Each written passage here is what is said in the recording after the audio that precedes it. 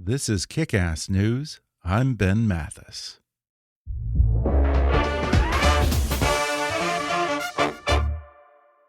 November 1943.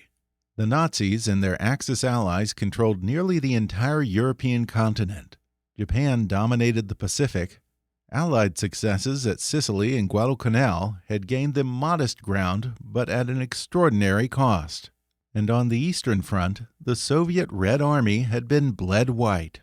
The path of history walked a knife's edge. That same month, a daring gambit was hatched that would alter everything. The Big Three, Franklin D. Roosevelt, Winston Churchill, and Joseph Stalin, secretly met for the first time to chart a strategy for defeating Hitler. Over 3 days in Tehran, Iran, this trio, strange bedfellows united by their mutual responsibility as heads of the Allied powers, made essential decisions that would direct the final years of the war and its aftermath. Those 3 men and those 3 days are the subject of a new book by Fox News Bret Baier titled 3 Days at the Brink, FDR's Daring Gamble to Win World War II. And today, Bret Baier joins me on the podcast to share how his latest book fits into his 3 Days in History trilogy, why the Tehran Conference of the 3 Allied leaders was so crucial to victory in World War II, and how it also set the stage for the division of post-war Europe and the Cold War. He reveals why Stalin held all the cards going into Tehran, how FDR managed to manipulate an eavesdropping Stalin, and why Roosevelt had to risk hurting Winston Churchill's feelings in order to make it all work. He also recalls how lots and lots of alcohol greased the wheels of diplomacy among the 3 leaders, and the crippling toll that all that booze and travel took on Franklin D. Roosevelt.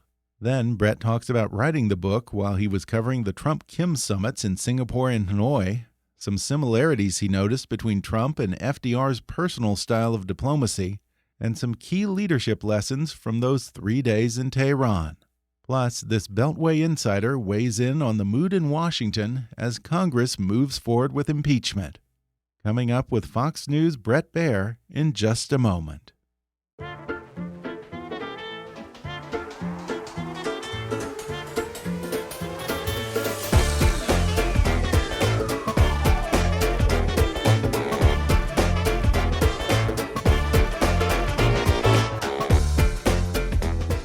Bret Baier is the chief political anchor for Fox News Channel and the host of Special Report with Bret Baier, which airs 5 days a week on Fox News.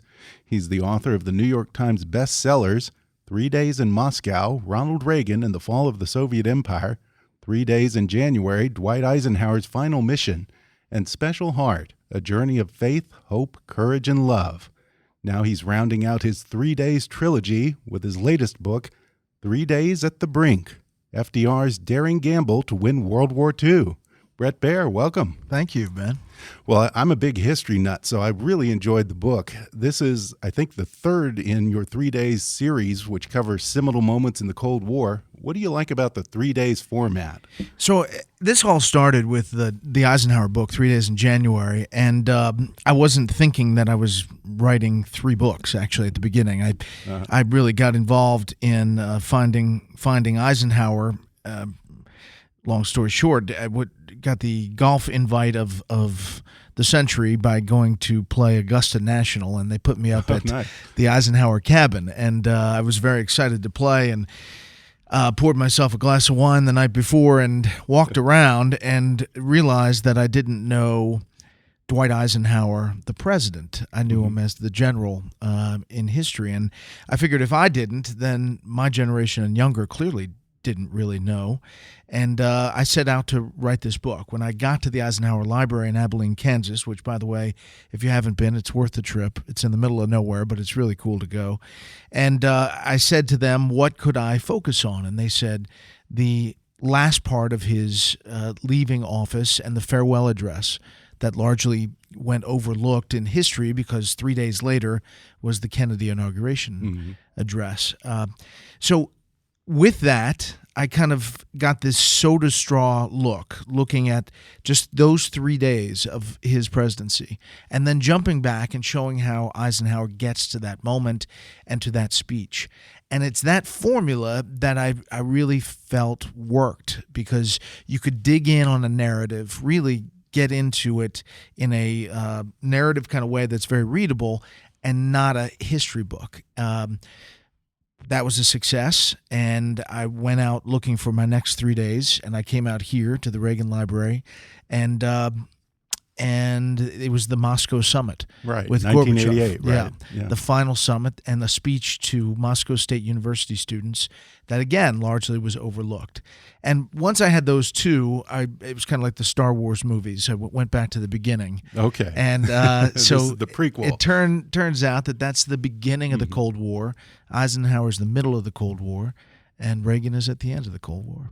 Now, you say that you always begin your research at one of the presidential libraries. As you mentioned, today we're meeting at the Ronald Reagan Presidential Library and Museum. And in the case of this book, you went to the Franklin Roosevelt Library in Hyde Park, New York, which I've never been there, but I believe that's also was his home. Yes. What's it like to be able to kind of get a sense of the man and walk in his footsteps like that? Yeah, it's really interesting. And like Abilene, Kansas, which was the Eisenhower home, the FDR library is essentially the estate itself of the Roosevelts. And it's really fascinating to walk down that driveway towards the family home and imagine, FDR trying to walk after being stricken by polio, pulling himself down that driveway. Obviously, he never did walk again, but he never stopped trying. And you really get a sense of the man. He clearly didn't need for anything. He was very wealthy, both sides of the family. But because of that incident when he was 39 years old, and he loses the ability to walk, it changed him as a person and as a leader, and you see that in how he deals with the rest of his life. And the Tehran Conference was the first big meeting of the three Allied leaders, Churchill, FDR, and Stalin. And I guess the big fear for Churchill and FDR was that Stalin might sign a non-aggression pact with Hitler or even form an alliance with Germany. I'm curious, historians have always debated this. How valid was that fear? I mean, after the bloody Battle of Stalingrad, do you really think that Stalin would have considered joining up with Hitler at that point? Well, that's a great question, and I think it can be debated. One of the biggest mistakes Hitler made was to go into the Soviet Union and fight that battle. Stalingrad is one of the bloodiest battles we've ever seen in world history, and more than 1 million killed. And it shores up that Stalin is then in the fight.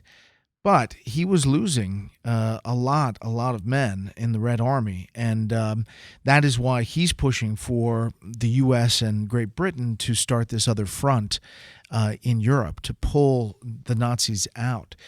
Is it possible, if he kept on taking losses, that Stalin changed his course? He had already signed one non-aggression pact with Hitler before Hitler goes into Soviet Union.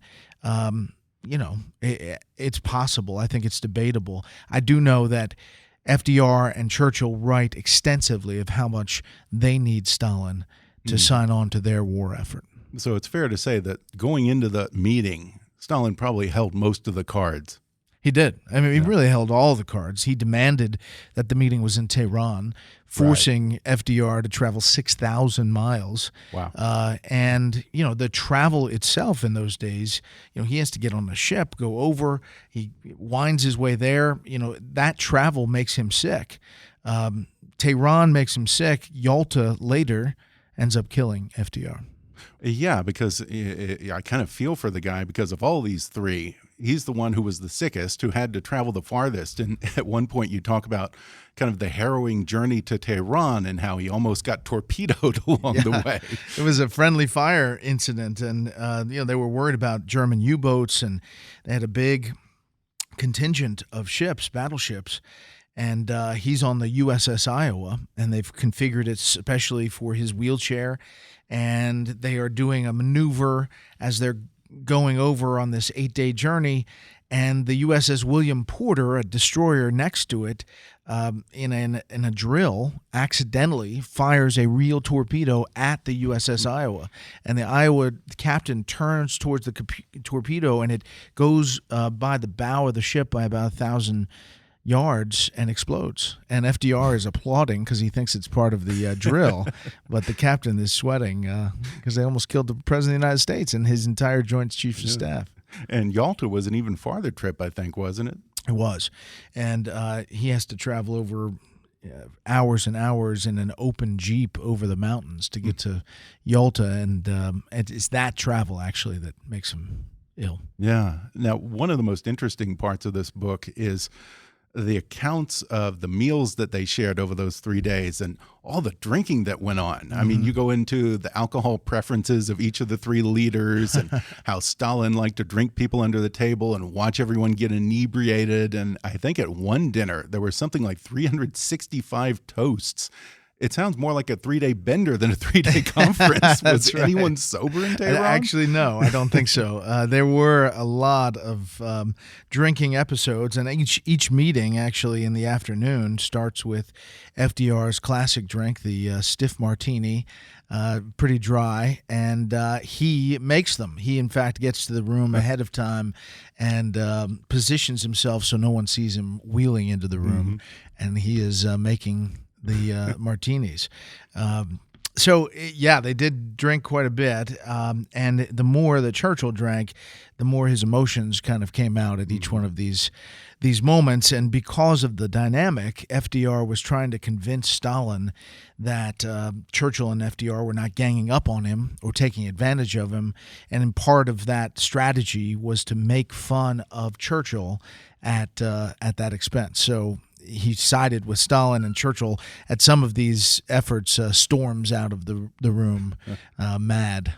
Yeah, I was really interested in that part because at one point, I guess during one of these bacchanals at the end of the day, Stalin and FDR, I mean, they're almost cruel in the way that they start ganging up on Churchill and just making fun of him. I can't imagine Churchill took that very well, but I guess there was some kind of strategy behind that for Roosevelt. Yeah, and he talked about it openly. In fact, one of the meetings towards the end of the conference, he says, "Winston, please forgive me for what I'm about to do," and essentially throws him under the bus, laughing with Stalin.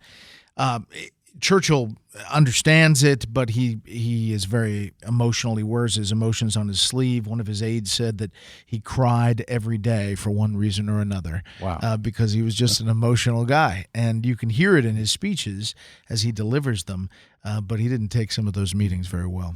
Yeah, it's pretty poignant to see this towering lion, Winston Churchill, who had been the lone resistance to Hitler in Europe, being sidelined and mocked like that. I mean, I don't know about you, but I really kind of felt for the guy. Yeah, you do. And it's kind of amazing the extent to which FDR takes it, to prove to Stalin that he's with him, essentially. And in the end, he does, and they sign a pact at the end. And the end result of this conference is the approval and planning for Operation Overlord, which we now know as D-Day. Yeah, that was the biggest disagreement among the three, or at least between Churchill and FDR and Stalin, because Stalin and FDR believed in opening a second front, thought that would be the quickest and best way to end the war. Churchill aggressively resisted. Why was he against it? A couple of reasons. One was his own experience as the Lord of the Admiralty. He had a cross-channel effort that failed miserably and cost him his job. So he had that in the back of his mind.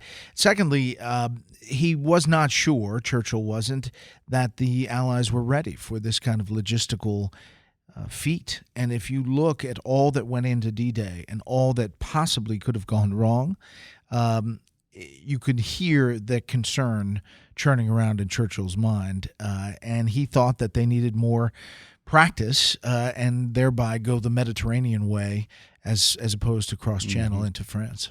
We're going to take a quick break, and then I'll be back with more when we come back in just a minute.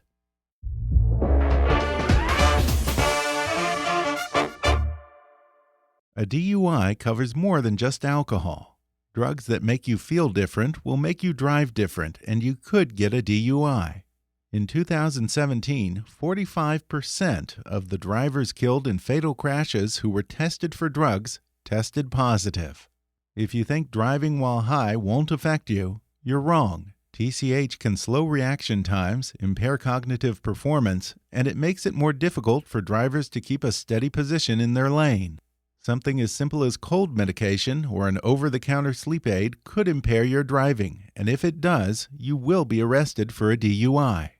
On average, a DUI could set you back $10,000 in attorney's fees, fines, court costs, lost time at work, higher insurance rates, car towing, and more. Remember to plan ahead if you'll be celebrating. If you plan to indulge in an impairing substance, arrange for a sober driver to take you home. Always remember, if you feel different, you drive different. Never drive high. Drive high, get a DUI. I was kind of surprised to read that I guess the U.S. delegation ended up staying on the Soviet diplomatic compound in Tehran. Why was that? Well, there was an assassination plot that the Russians, the Soviets, said that they picked up, that the Nazis were going to drop in a dozen assassins dressed as Red Army soldiers to take out the big three. That is what Stalin and his people told them. The U.S. believed that. They believed that there were assassination plots that were happening. Churchill and the British thought it was all made up as an effort to get everybody to stay at the Soviet compound. They ended up staying there. FDR goes from the U.S. compound, and Churchill is right next door, but he ends up staying at the Soviet embassy as well. And they are all warned that each one of the rooms is bugged. Of course. And it's essentially a home court advantage.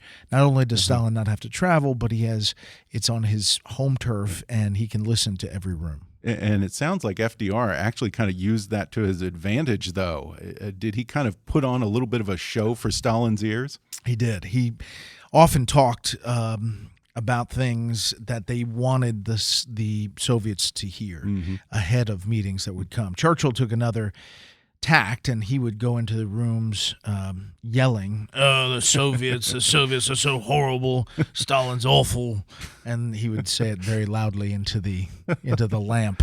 That's a pretty good impression, by the way. I've been working on it. When I listened to and I typed out his speeches, I would hear that voice in my head. Gary Oldman from The Darkest Hour. Brilliant. Wasn't that a great movie? Yeah, I love that. Now, you've been to all of the presidential libraries of the presidents that you've written about. Have you ever been to Chartwell? Yes. I love that place. Isn't that amazing? And also, it's like you could just expect him to burst into the room when you go there. That's right. And also underground for the of course, all the map rooms and the war rooms. Yeah. That's really fascinating. And you can see when you go there, even to this day, the chair that he sat in with the markings on it where his hands were, he was looking at the map, hearing the radio broadcasts, and he was taking out pieces of wood on the different chairs that he was sitting in. Yeah, it's so fascinating to go to the war rooms and see the little record player where he would have the secretaries play martial music, as they call it in Britain, or march music, as we would call it, as he was writing his speeches and that kind of thing. Yeah. I mean, you can really get a sense of the man. I mean, he had a flair for delivering speeches, especially, but writing them as well, and coming up with just the right phrase to really fire up his population. And you mentioned it before, but Great Britain was the sole fighter of the Nazis before, obviously, Pearl Harbor, and the U.S. gets in. Yeah. Now, aside from the agreement on the D-Day invasion, what else came out of the Tehran meetings? Well, it was some agreements about providing more materials for the Soviets. The biggest winner out of Tehran is Stalin. Sure. And he gets a lot of concessions. They don't make a decision about post-war. And that of itself is also a benefit to Stalin, because he essentially is talking about Poland. Well, by the time they get to Yalta and the war is ending, they concede that he can essentially go into Poland. And when FDR gets back to the U.S., he shortly thereafter dies. Churchill loses an election in Great Britain. And Stalin is emboldened. He goes into Poland. He essentially takes over Eastern Europe, and that is legitimately the beginning of the Cold War. Yeah, and it was interesting that I guess FDR didn't want to make any pronouncements one way or another on Poland because he had an election coming, and I guess American Poles were a big vote. That's right, in Illinois, especially Chicago area, and it came down to politics. And in retrospect, I think each leader, as we look at them, is human, and they all have flaws. And one of his flaws, I mean, remember, he was elected 4 times, was that at the end especially, he had a bit of a godlike complex that he alone could solve the problems of the U.S., that he alone could corral and contain Stalin's ambitions for communism. And he thought that he could. But obviously he died, and we don't know what would have happened if FDR had lived and whether that would change the dynamic. And even though they didn't solve anything at Tehran, the post-war discussions sort of began. They sort of touched upon them. Talk a little bit about the three men's different post-war visions of the world. Well, they're all coming from different places. Stalin, even though he doesn't talk about it, he writes about it. And his aides write about it, that he had really big ambitions for communism and the spread of communism. I mean, it wasn't really hidden. They just don't talk about it at the conference. Churchill is still holding on to colonialism. He's still holding on to the old empire of Great Britain. And the U.S. and FDR has a big, broad vision about the world's policeman, and he believes that China, Russia, Great Britain, and the U.S. Will be the world's policemen, essentially, to keep peace. And he has a vision for this giant organization of nations to prevent the spread of fascism and communism, and that is the United Nations. It's a very funny story about before the Tehran Conference. Churchill goes to the White House, and they are drinking, as they often did, and smoking. FDR had the cigarette on the end of the holder, if you will, and Churchill with a big cigar, and they're on the back porch of the residence overlooking the South Lawn towards the Washington Monument. And they're talking late into the night, and they finally break up and go to their bedrooms. And Franklin Roosevelt, FDR, comes rolling down and bursts into Churchill's room and says, Winston, I've got it. I know what we'll call it. We'll call it the United Nations. And Churchill is just taking a shower, and he comes out of the bathroom stark naked into the room, dripping. And FDR is apologizing profusely. I'm so sorry. And Churchill says, do not worry about it. There is nothing the Prime Minister of Great Britain has to hide from the President of the United States. And that is where we get the United Nations, believe it or not.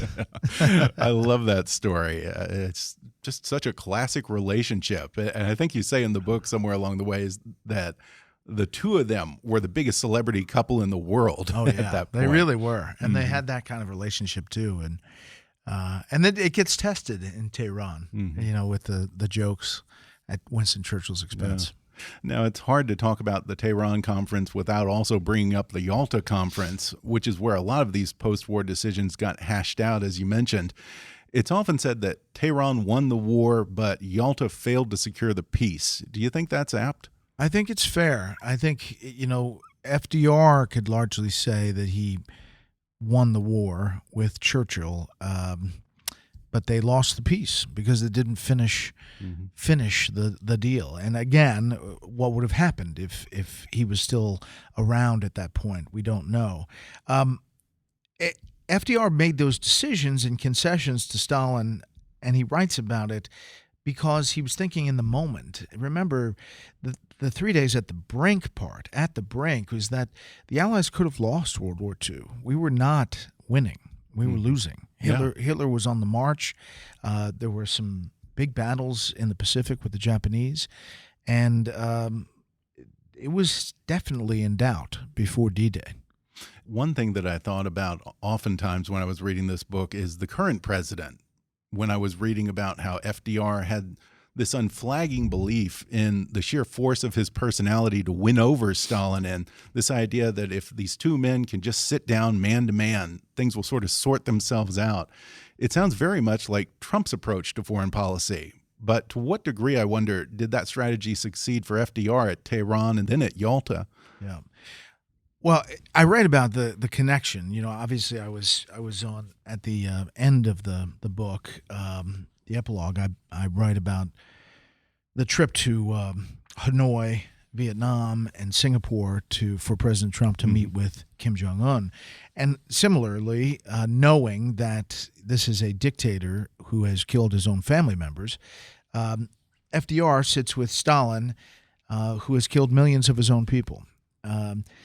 But the force of personality only takes you so far. It's the best at it was Reagan, which was the trust but verify, who holds the line, knows that he's dealing with the Soviet Union, which has communist ambitions, but he is dealing with a partner in Mikhail Gorbachev that he knows he can deal with, and he eventually comes to trust. FDR believed that once he had Stalin face-to-face, that he could, through proving that he's on his side, get him to come along. And he believed as he left Tehran that had in fact happened. We know now that Stalin never got rid of his own ambitions for where he wanted to take the world and where he wanted to take communism in the Soviet Union. And you mentioned that as you were writing this book, you visited Vietnam and also Singapore for the Kim-Trump summit, or the Trump-Kim summit. Do you see parallels between what happened between Roosevelt and Stalin and what's happening as we speak between Trump and Kim? I think they're not direct parallels. They're talking to dictators, talking to bad people. Eisenhower did it too with Khrushchev. Sure. But all of them, the only one who really got it across the finish line was Ronald Reagan. It's arguably, it's better, all of these leaders believe, to be talking rather than fighting. And I think that that's a lesson that we can learn from history. I think it's yet to be seen how fruitful the meetings with Kim Jong-un have been. It's already starting again, the threats and the saber rattling from the North Koreans. And so we'll see. But talking rather than fighting seems to be a common theme. Yeah. What are some of the other lessons we can take away from the Tehran Conference? Well, that it takes allies working together for big things. And we just saw a NATO summit that kind of broke up a little differently than we've seen in the past. Right. But it takes allies working together to do big things. This, if you look at the war at the point that it was, had they not come together, it could have gone the other way. And we might be doing this podcast in German. Yeah. Yeah, all three of your 3 days books highlight how a single moment can dramatically change the course of history. And I want to close by bringing it to the present here. You've witnessed a lot of seminal events, including the wars in Iraq and Afghanistan, the 2012 election, and I think you were at the Pentagon on 9/11 in the aftermath. You're in Washington every day. What does it feel like in D.C.? Does what you're seeing now with the impeachment of Donald Trump feel like one of those history-altering moments? It feels big. It feels every day like history is being made. This presidency, this administration is unlike any we've seen. The news cycle is about 6 or 7 news cycles in a day. I tell my staff I'm one tweet away from changing our rundown every night at our show, and we are.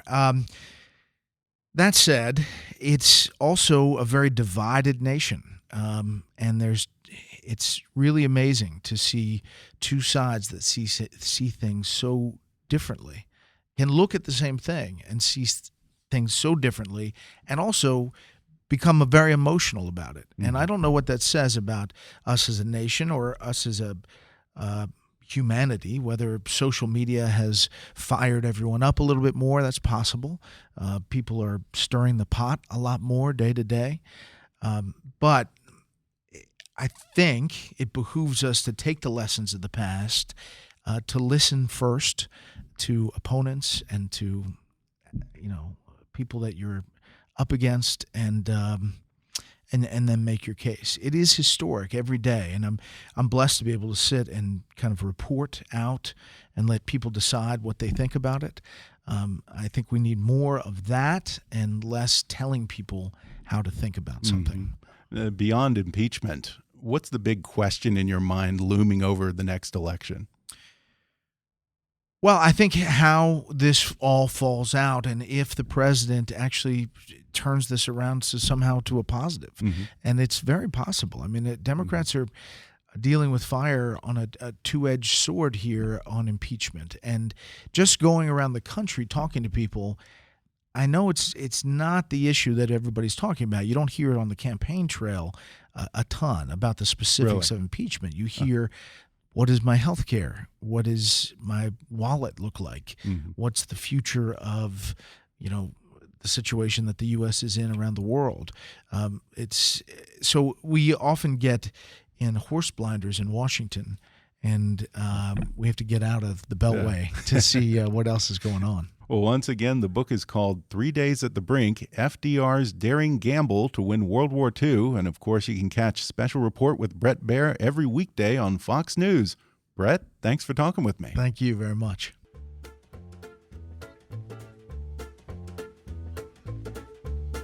Thanks again to Bret Baier for sitting down with me, and I also want to give a special thanks to the Ronald Reagan Presidential Library and Museum in Simi Valley and the Ronald Reagan National Defense Forum for hosting our interview. Order Bret's book, 3 Days at the Brink, FDR's Daring Gamble to Win World War II, on Amazon, Audible, or wherever books are sold. Also, check out the other books in his 3 Days trilogy, 3 Days in January, Dwight Eisenhower's Final Mission, and 3 Days in Moscow, Ronald Reagan and the Fall of the Soviet Empire. Catch Special Report with Bret Baier 5 days a week on Fox News and follow him on Twitter at Bret Baier. A DUI covers more than just alcohol. Drugs that make you feel different will make you drive different, and you could get a DUI. Always remember, if you feel different, you drive different. Never drive high. Drive high, get a DUI. If you enjoyed today's podcast, be sure to subscribe to us on Apple Podcasts and rate and review us while you're there. 5-star ratings and detailed reviews are one of the best ways for new listeners to discover the show. You can also follow us on Facebook or on Twitter at @KickassNewsPod and recommend us to your friends on your social media. For more fun stuff, visit kickassnews.com, and I welcome your comments, questions, and suggestions at comments@kickassnews.com. For now, I'm Ben Mathis, and thanks for listening to Kick-Ass News.